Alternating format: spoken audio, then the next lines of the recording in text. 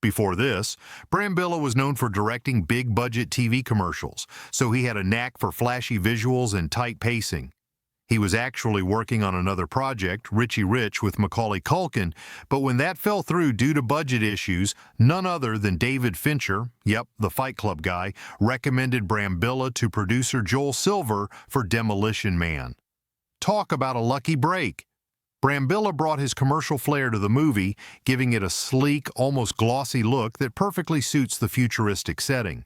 He worked closely with screenwriter Daniel Waters to tweak the script, and just 8 months later they were in production.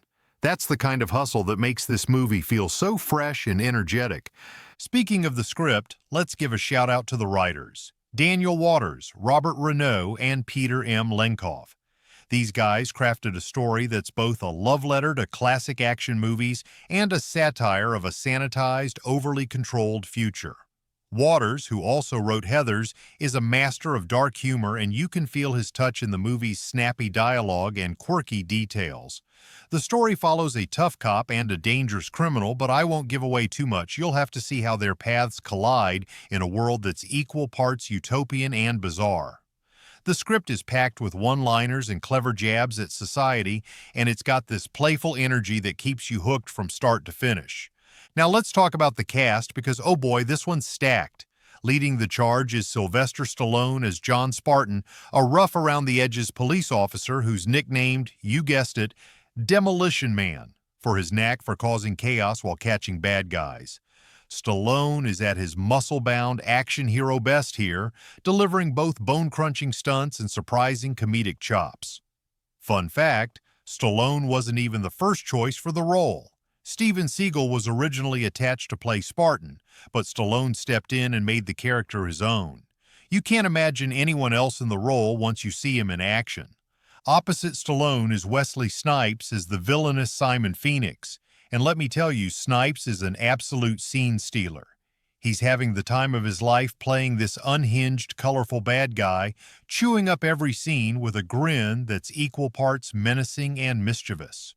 Snipes was a last-minute addition to the cast, which caused some production delays, but it was worth it because he brings an electric energy to the movie. Fun fact, the role of Simon Phoenix was offered to Jackie Chan first, but he turned it down because he didn't want to play a villain. Thank goodness Snipes said yes, because he's pure dynamite.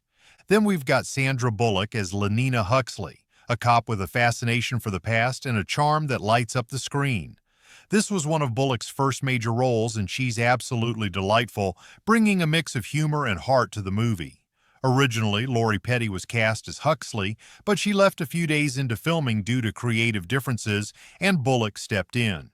It was a game changer. Her chemistry with Stallone and her comedic timing make her a standout. The cast is rounded out by some fantastic supporting players.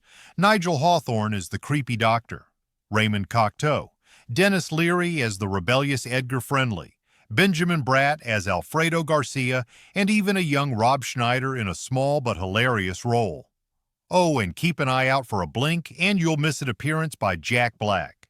Let's talk money, because this movie didn't come cheap. The production budget started at around